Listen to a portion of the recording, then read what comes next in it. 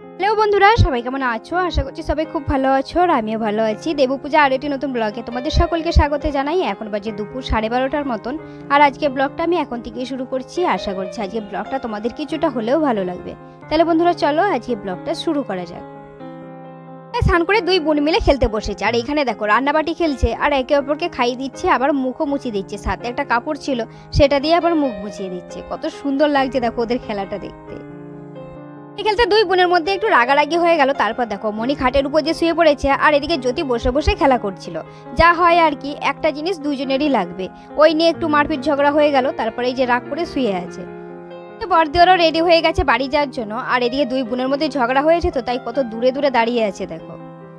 এই শুনেছে ওর বড় মাসিমণি বাড়ি চলে যাচ্ছে, তখনই দেখো মন খারাপ করে বড়দির কোলে উঠে পড়েছে। তারপর গলাটা জড়িয়ে ধরে মাথাটা নিচু করে চুপচাপ বসে আছে। কটা দিন তো মনি বড়দির ছেলে মেয়ের সাথে ভীষণ খেলা করছিল, আর যেই শুনেছে ওরা বাড়ি চলে যাবে তখনই মন খারাপ হয়ে গেছে। আর আমি এদিকে দেখো খচি খচি ওকে উঠাচ্ছিলাম, একবার করে তাকাচ্ছে আবার মুখটা গুজে দিচ্ছে।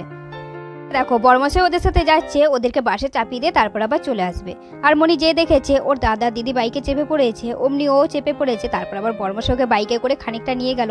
আর এদিকে ছর্দি পিছনে ধরেছিল, কি চাপার পর ও তার কিছুতেই নামবে না, অনেক কষ্টে ওকে নামানো হয়েছে। তারপর দেখো বর্দি চেপে পড়েছে আর ও বাড়িতে চলে যাচ্ছে। আর যে দেখেছো বাড়ি চলে যাচ্ছে অমনি আবার ওর মন খারাপ হয়ে গেল। আর এদিকে দেখো ছর্দিকে জড়িয়ে ধরে ওরকম আবার মাথা গুজে বসে আছে। আর চলে যেতেই আমরা সবাই মিলে স্নান করে নিয়েছি আর স্নান করে নেল পালিশ করতে বসে পড়েছি বিয়ে বাড়িতে যাবো বলে। আর এদিকে দেখো আমি যখনই নেল পালিশ করতে বসেছি ভাই আবার চলে এসেছে, ও আবার আমাকে নেল পালিশ করে দিচ্ছিল আর নখের উপর ডিজাইন করে দিচ্ছিল। ভাই আবার যাই করুক নাই করুক মেয়েদের কাজগুলো খুব সুন্দর করতে পারে। এই যেমন হচ্ছে নেল পালিশ পরানো, চুল বাঁধা, এটা সেটা অনেক কিছুই করতে পারে। আমি আর মনি দুইজনে মিলে শুয়ে পড়েছিলাম মনিকে ঘুম পাড়ানোর জন্য। আর এদিকে ওর চোখে তো ঘুম নেই, শুধু বক বক করেই যাচ্ছে। বেলায় দুজনে মিলে বেরিয়ে পড়েছি বান্ধবীর বাড়িতে যাব বলে। আর আজকে বান্ধবীর বাড়িতেই থাকবো। আর সকাল থেকেই যাওয়ার কথাই ছিল, কিন্তু এত পরিমাণে রোদ গরম ছিল তাই সকালবেলায় যাওয়া হয়নি, তাই বিকেলবেলায় দুজনে মিলে বেরিয়ে পড়েছি। আমরা বান্ধবীর বাড়ির সামনে চলে এসেছি আর ও আমাকে নামিয়ে দিল, এরপরও বিষ্ণুপুরে চলে যাবে। আর আমাকে বারবার বলছিল যে সাবধানে থাকবে সাবধানে থাকবে, আর ওরও মন খারাপ হচ্ছিল। তারপরে ও আমাকে টাটা বাই বাই করে দিল। সামনে গায়ে হলুদের যে জিনিসগুলো সেগুলো সব নামানো হচ্ছিল, তাই গেটটা বন্ধ ছিল। আমরা ওই জন্য আবার দুজনে মিলে দাঁড়িয়েছিলাম, ওই জিনিসগুলো নিয়ে যাওয়া হলেই আমি আবার চলে যাবো। আসার সাথে সাথে বান্ধবীর সাথে দেখা হয়ে গেল। আর আজকে থেকেই দেখো শাড়ি পরে নিয়েছে আর কত সুন্দর লাগছে দেখো দেখতে। দেখো কালকে যে গায়ে হলুদ হবে সেখানটা আবার সুন্দর করে সাজানো হচ্ছে। সন্ধ্যেবেলা আমরা 5 জনে মিলে যাচ্ছি ব্রাহ্মণদের বাড়িতে ভাত আনতে। আর ওদের ভিতরে আবার নিয়ম আজকে নাকি ব্রাহ্মণদের বাড়িতে ভাত খেতে হয়। দেখো আমরা সবাই মিলে বসে আছি ব্রাহ্মণদের বাড়িতে, ওনারা আবার খাবারটা রেডি করে দিচ্ছিল। আর এখানে আবার রানুর মাসি মাইমা দুজনেই ছিল। নিয়ে চলে এসেছি আর এখন আমরা আবার ঘর দিয়ে যাচ্ছি। আর এখানটা দেখো লাইটিং গুলো দিতেই কত সুন্দর লাগছে দেখতে। আর গেটটাও এখন থেকে কত সুন্দরভাবে সাজিয়ে দিয়েছে। আমি মিলে ভাত নিয়ে ঘরে ঢুকছিলাম আর শঙ্খ বাজিয়ে বাজিয়ে ঘরে ঢুকছিলাম। তারপরে রানু খেতে বসে পড়েছে আর ওর সাথে ওর পিসির মেয়েও বসে পড়েছে। অনেকটা ভাত দিয়েছিল তো তাই একা একা খেতে পারবে না।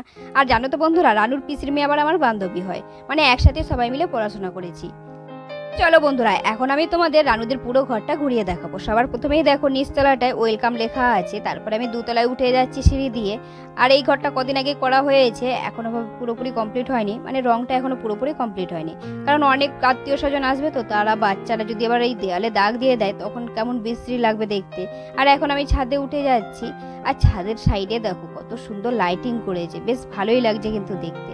আর এখন আমি আবার নিচে চলে আসছি। আর অনেক আত্মীয় স্বজন আজকে থেকেই চলে এসেছে তো তাই তাদের বাচ্চাগুলো দেখো চারদিকে ঘুরঘুর ঘুরঘুর করছে। মিলে খেতে বসে পড়েছে আর ওদের খাওয়া হলে আমরাও বসে পড়বো খেতে। আর রানুর পিসির মেয়ে তো খাওয়া হয়ে গেছে, ওরা আর খাবে না, তাই আমি আর রানুর মামার মেয়ে দুজনে মিলে খেতে বসবো। বন্ধুরা চলো আজকে ব্লগটা বেশি বড় করছি না, এখানেই শেষ করছি। আজকে ব্লগটা কেমন লাগলো অবশ্যই কমেন্ট করে জানাবে, ভালো লাগলে একটা লাইক শেয়ার করে দেবে।